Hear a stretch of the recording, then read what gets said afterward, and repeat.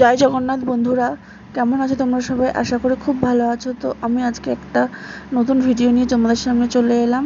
তো দেখো, আমরা আজকে গেছিলাম খিদিরপুর, কলকাতা আমাদের খিদিরপুরে জগন্নাথ মন্দিরে মা বাবা ঠাম্মি আর আমি পিউকে নিয়ে গেছিলাম। তো পিউ খুব বায়না করছিল কদিন ধরে ঘুরতে যাবো বলে। তো ও চাইছিল মেলায় যেতে, এবার মেলা আর কোথায় পাবো, মেলা তো পাইনি, সেই জন্য চলে গেলাম জগন্নাথ দেবের মন্দিরে। তো আমরা হাওড়া হয়ে গেছি। তো হাওড়া থেকে যে কোনো বাসেই তোমরা খিদিরপুর কিন্তু চলে যেতে পারো। একদম খিদিরপুরে বাসে উঠে বললেই হবে যে জগন্নাথ দেবের মন্দিরে যাব, ওরা তোমাদের ঠিক নামিয়ে দেবে। তো আমরা চলে গেছিলাম বাসে করে, ট্রেনে করেও যেতে পারো। তো আমরা গেছিলাম বাসে।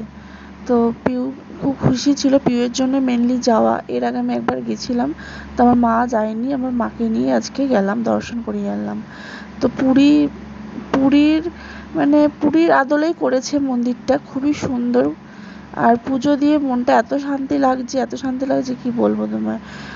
তোমরাও যাও, অবশ্যই পুজো দিয়ে এসো, তোমাদেরও দেখবে খুব ভালো লাগবে।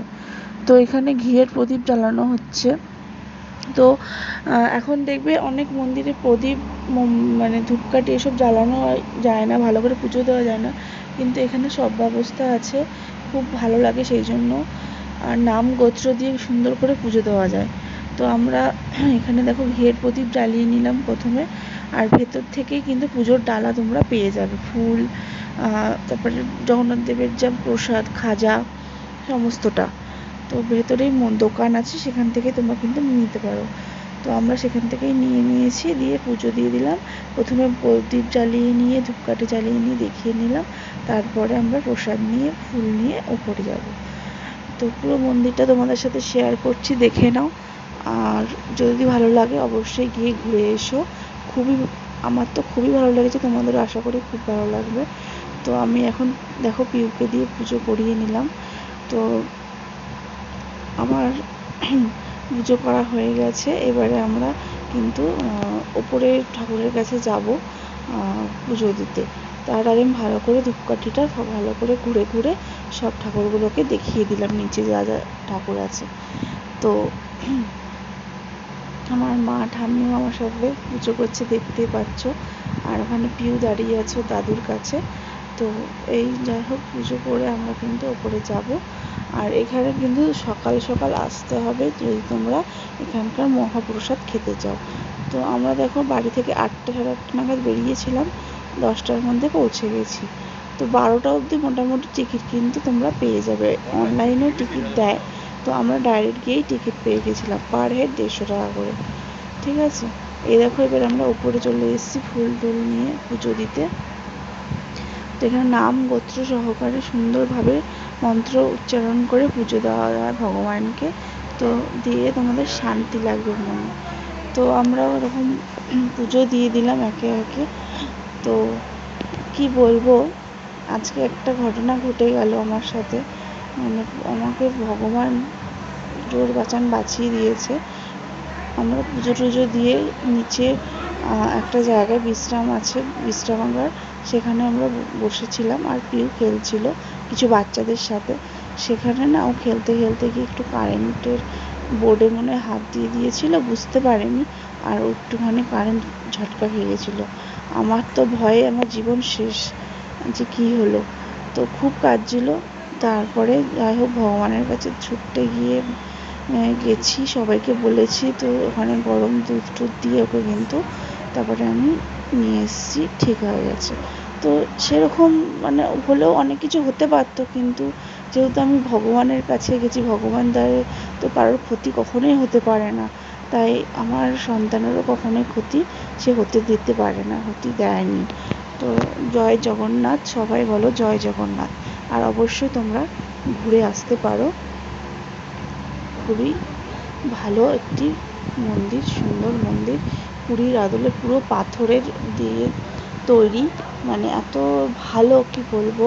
পুরো মন্দিরটা তোমাদের কিন্তু আমি ঘুরে দেখাবো, তোমরা কিন্তু দেখতে থাকো পুরো ভিডিওটা, ঠিক আছে? তো এখানে আমরা এখন পুজো করে নিচ্ছি, আমি এখন প্রণাম সেরে নিচ্ছি। তো এর আগে আমি গেছিলাম, তখন আমি পুজো দিয়েছিলাম, কিন্তু তখন বিকালে গেছিলাম, আর এবারে আমি সকাল সকাল গেছি, তাই আমি একেবারে উপোস করেও কিন্তু পুজো দিয়ে এলাম, স্নান করে উপোস করে গেছি, পুজো দিয়ে এলাম আমার মনে শান্তি করে। তো গরমটাও ভীষণ পড়েছে, গরমে একটু কষ্ট হয়েছে ঠিক কথা, কিন্তু পুজো দিয়ে ওখানে প্রসাদ মহাপ্রসাদ গ্রহণ করে মানে মনটা শান্তি লেগে গেছে, অনেক ভালো লেগেছে। কিন্তু প্রচণ্ড গরম ছিল। আর আমরা যেদিন গেছিলাম সেদিন ছিল কুরবানি ঈদ, তো সেই জন্য রাস্তাঘাট অতটা ভিড় ছিল না, ফাঁকা ফাঁকাই ছিল। তো কিন্তু গরমটা খুবই গরমে কষ্ট হয়েছিল আমাদের। তো যাই হোক, ভগবানের কাছে গিয়ে মন প্রাণ সব শান্তি হয়ে গেছে। তো এই যে পুজো করছেন ঠাকুর মশাই, দেখতেই পাচ্ছ কি সুন্দর দৃশ্য, অপরূপ, মানে চেয়েই থাকি, চোখ যেন ফেরানোই যায় না, এত সুন্দর, কি বলবো। তো তোমরা বারবার আমি বলছি অবশ্যই যেও। তো পুরো মন্দিরটা ঘুরিয়ে ঘুরিয়ে আমি তোমাদের দেখাচ্ছি, তোমরা কিন্তু দেখতে থাকো।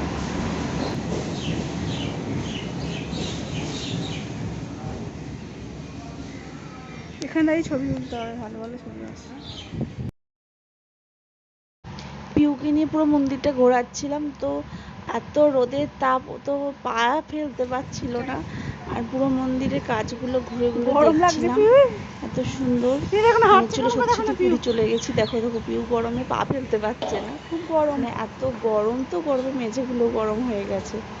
তো পুরো মন্দিরটা দেখো, তোমরা ঘুরিয়ে দেখিয়ে দিলাম। সত্যি এত গরমে মেঝেতে পা ফেলা যাচ্ছিল না, ভীষণ তাপ লাগছিল। তো এইবারে দেখো আমরা কিন্তু প্রসাদ খেতে চলে এসেছি। তো প্রসাদ খাওয়ার অবস্থা খুব ভালো, কি বলবো, পুরো রুমটা কিন্তু এসি রুম, মানে ঢুকেই মনে হচ্ছে গরমে শান্তি, একটা ব্যাপার। তারপরে প্রসাদ তো মানে অতুলনীয় স্বাদ, মানে কি বলবো, গরম ভালো খাও। প্রসাদে ছিল পোলাও, ভাত, ডাল, পাঁচমিশালি একটা সবজি, তারপরে চানা ভালো একটা তরকারি, চাটনি, পায়েস, মানে প্রত্যেকটা জিনিস এত সুন্দর হয়েছে, কি বলবো।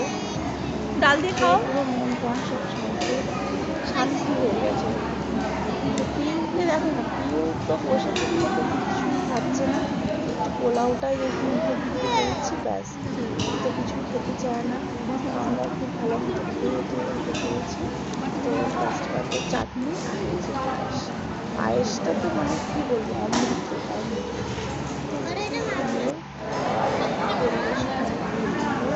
যাচাই